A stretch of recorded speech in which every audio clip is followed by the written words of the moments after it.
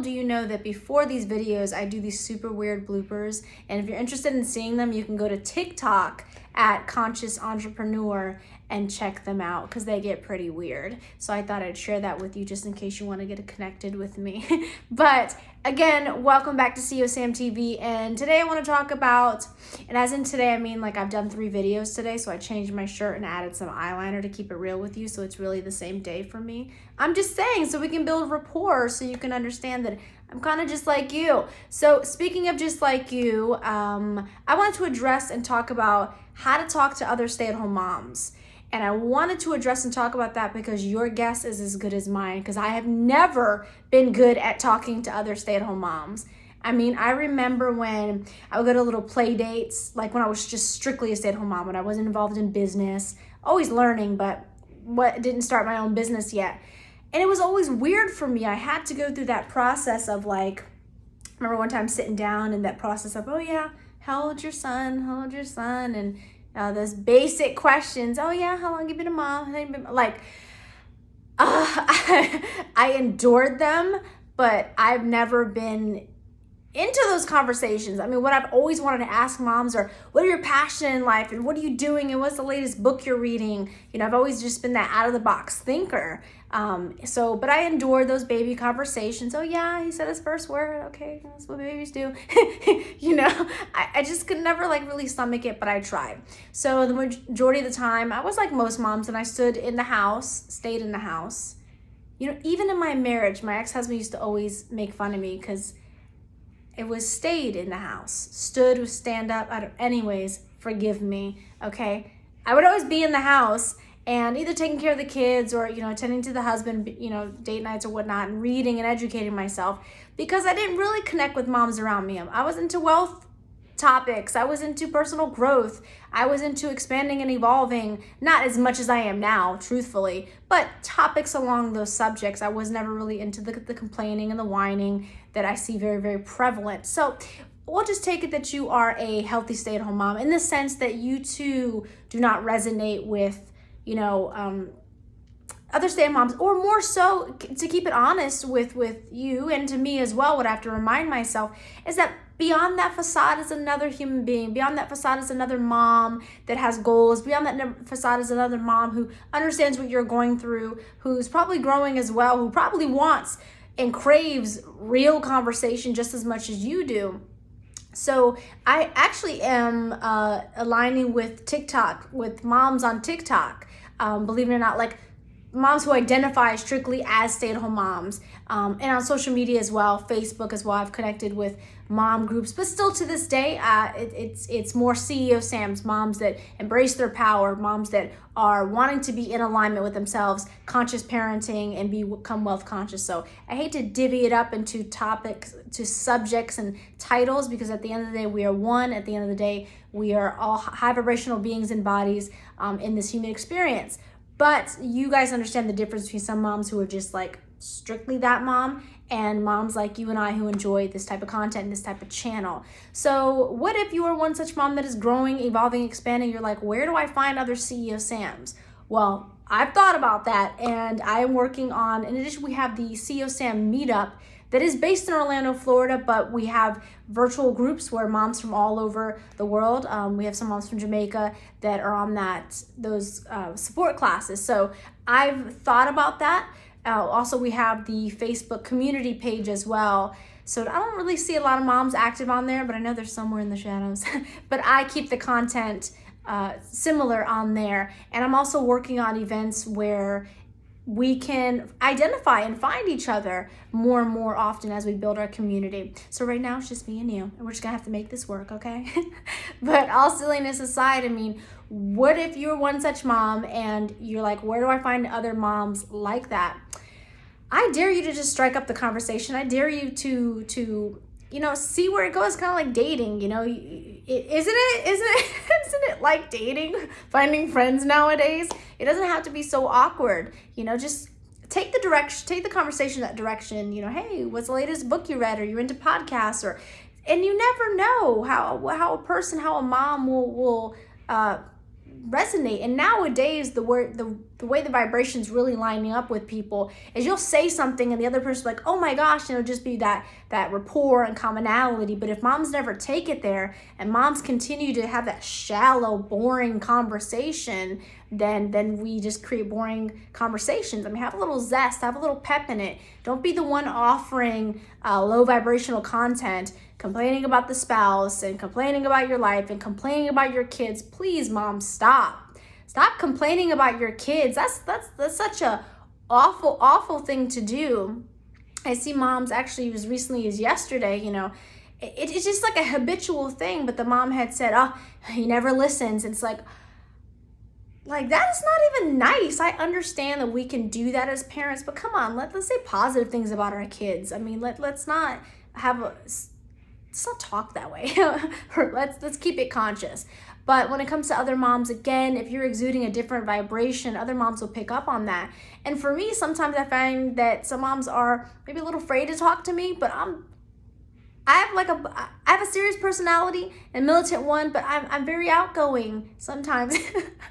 If you get to know me, I'm very outgoing. So I find myself having to be the one to initiate the handshake, the joke, to say hi, how are you doing, initiate the compliment, because it can be a little tense, especially for moms. And I completely understand this with social anxiety. I get it. Trust me, I used to take a prescription just to be able to go out there in the world. It could be really scary, but once you start training your brain, because you could be one of those moms, I see a lot on TikTok, it's so true, where you're an introvert and somebody cancels your plans, you're like, oof, thank God. Sometimes it could be that way too, but when you're trying to expand in the world, connect with other people, maybe play dates, find a best friend mom, you're gonna have to put yourself out there.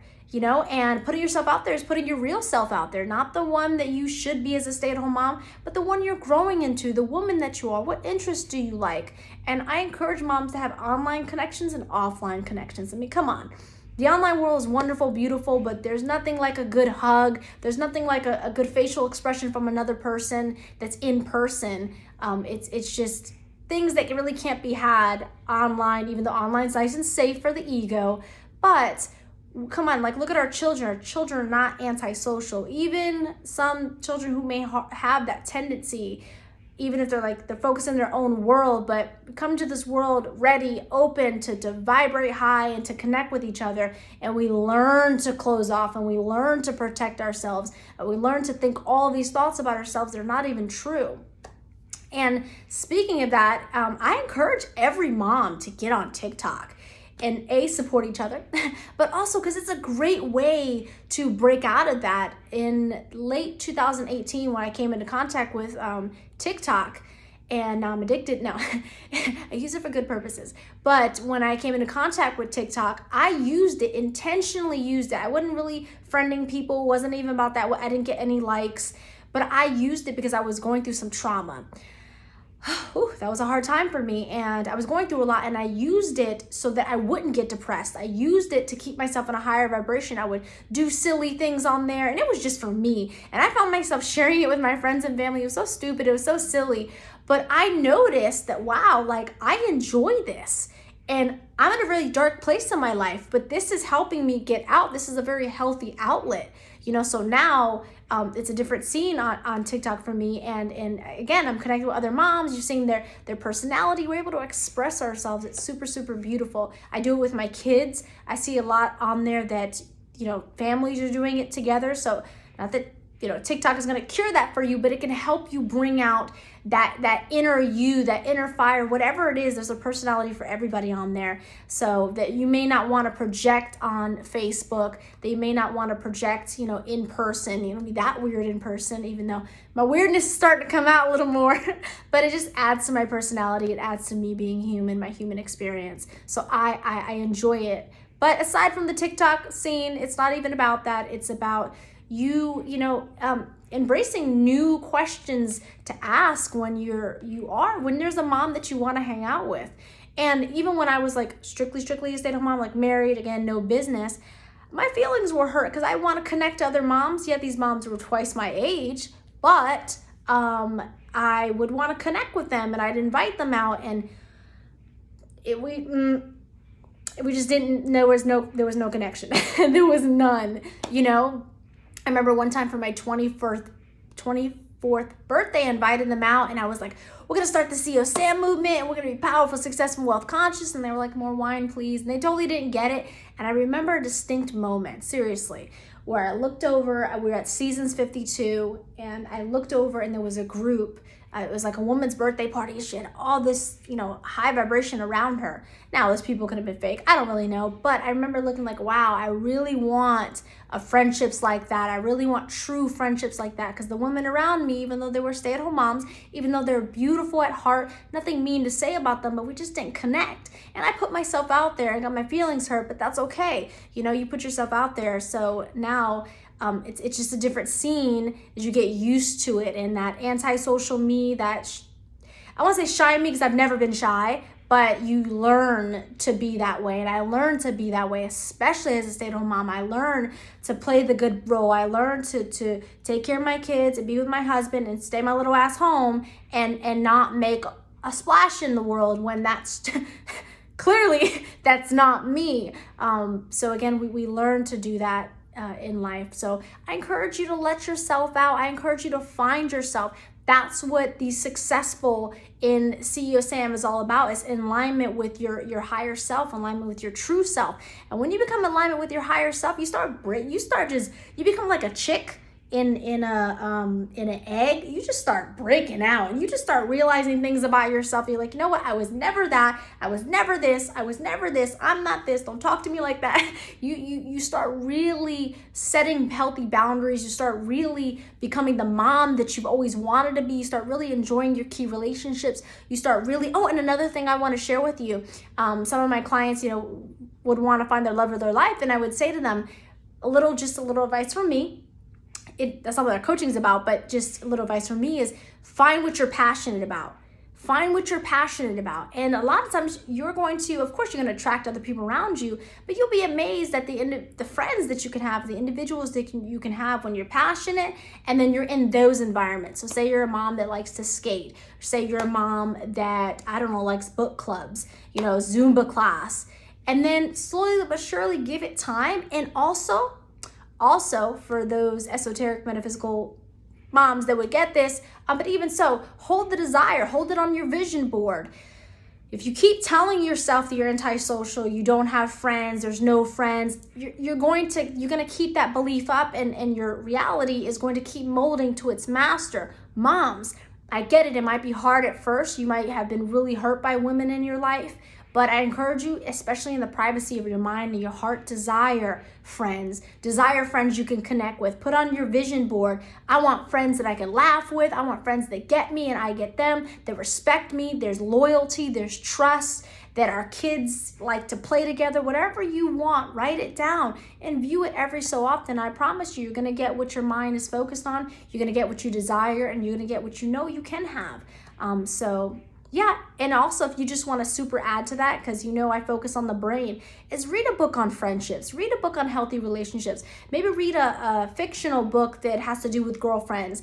Start putting into your brain other scenarios that you want. It doesn't matter what your goal is in life, and that's because your brain will so if you tell your brain, I'm going to have the best stay-at-home mom friend ever, and your brain has no catalog of that, your brain has never seen that in a movie or anything, your brain's gonna say, yeah, right, I don't think so, you're a loser, da, da, da, da. It's gonna spit out words that match your word bank vocabulary, that matches that emotion you're in. And I actually have it here from one of the previous videos.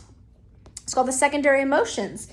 So if you're in a mode of irritation, blame, fear, depression, death, meaning you're just so low you give up in life. But speaking of depression, irritation, whatever words you have in your brain's vocabulary bank, it's going to spit that out to you. So what you want to do is you want to read magazines, read books, watch YouTube videos, or whatever you can get your hands on that best depicts and illustrates and articulates to your brain what it looks like. And that way your brain now has new things to picture, new things to envision, new things to fantasize about, new things to desire when it comes to friendships. But if you want friends and you're watching Love and Hip Hop, if you want quality friends or you're watching Basketball Wives, if you want friends or you're watching all those housewives, don't do it. Don't do it, because you're going to get more of those relationships. Last little story I'll tell you, I remember, being in bed married and Innocent Conversation and watching those shows. Now I don't watch TV. Oh God, no, I don't watch TV. But when I did, we would watch those types of shows, and then I would wonder later why me and my husband at the time was arguing, off of one question I asked, and all of a sudden it escalated.